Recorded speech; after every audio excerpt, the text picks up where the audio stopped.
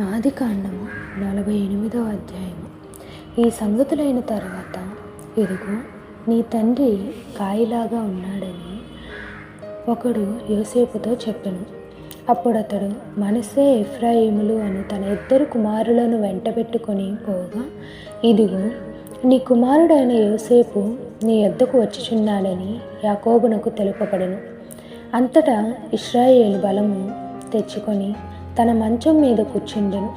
యోసేపును చూచి, కనాను దేశమందలి లూజులో సర్వశక్తిగల దేవుడు నాకు కనబడి నన్ను ఆశీర్వదించి, ఇదిగో నీకు సంతానాభివృద్ధి పొందించి నిన్ను విస్తరింపచేసి నీవు జనముల సమూహమగునట్లు చేసి, నీ తర్వాత నీ సంతానమును ఈ దేశమును నిత్య స్వాస్థ్యముగా ఇచ్చేదనని సెలవిచ్చెను. ఇదిగో నేను ఐగుప్తునకు నీ యొద్దకు రాకమునుపు ఐగుప్తు దేశములో నీకు పుట్టిన నీ ఇద్దరు కుమారులే నా బిడ్డలే. రూబేను సిమ్యోనుల వలె ఎఫ్రాయిము మనష్షే నా బిడ్డలై ఉందురు. వారి తరువాత నీవు కనిన సంతానము నీదే. వారు తమ సహోదరుల స్వాస్థ్యమును బట్టి వారి పేర్ల చొప్పున పిలువబడుదురు. పద్దనరాము నుండి నేను వచ్చుచున్నప్పుడు ఎఫ్రాతాకు ఇంకా కొంత దూరమున నుండగా మార్గమున రాహేలు కనాను దేశంలో నా ఎదుట మృతి పొందెను. అక్కడ బెత్లెహేమును ఎఫ్రాతా మార్గమున నేను ఆమెను పాతిపెట్టితినని యోసేపుతో చెప్పెను. ఇశ్రాయేలు యోసేపు కుమారులను చూచి వీరెవరని అడుగగా, యోసేపు, వీరు నా కుమారులు, వీరిని దేశమందు దేవుడు నాకు అనుగ్రహించనని తన తండ్రితో చెప్పెను. అందుకతడు, నేను వారిని దీవించుటకు నా దగ్గరకు వారిని తీసుకుని రమ్మనెను. ఇశ్రాయేలు కన్నులు వృద్ధాప్యము వలన మందముగా ఉండెను గనుక అతడు చూడలేకపోయాను.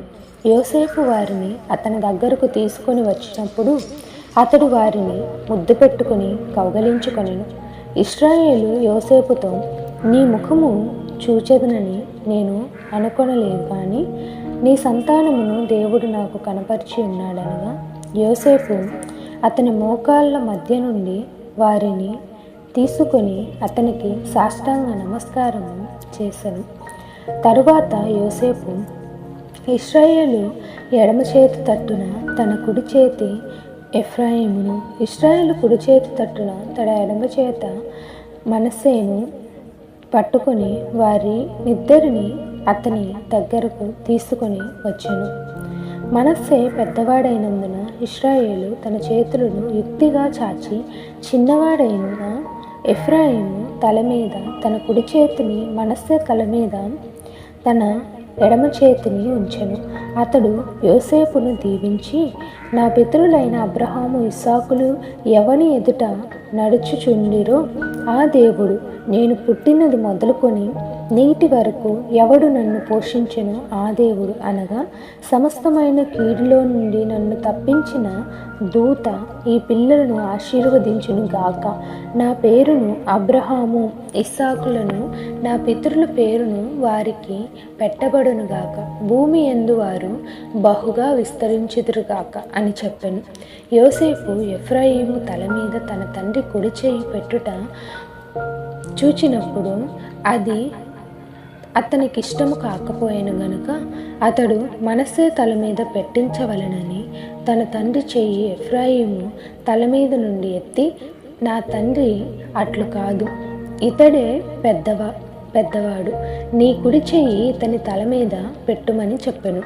అయినను అతని తండ్రి ఒప్పక, అది నాకు తెలియను, నా కుమారుడా, అది నాకు తెలియను.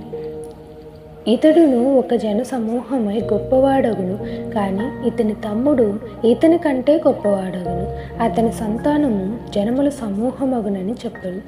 ఆ దినమందు అతడు వారిని దీవించి, ఎఫ్రాయిము వలెను మనష్షే వలెను దేవుడు నిన్ను చేయునుగాకని ఇశ్రాయేలీయులు నీ పేరు చెప్పి దీవించెదరనెను. అలాగూ అతడు మనష్షే కంటే ఎఫ్రాయిమును ముందుగా ఉంచెను. మరియు ఇశ్రాయేలు, ఇదిగో నేను చనిపోవుచున్నాను, అయినను దేవుడు మీకు తోడయుండి మీ పితరుల దేశమునకు మిమ్మల్ని మరలా తీసుకొని పోవు.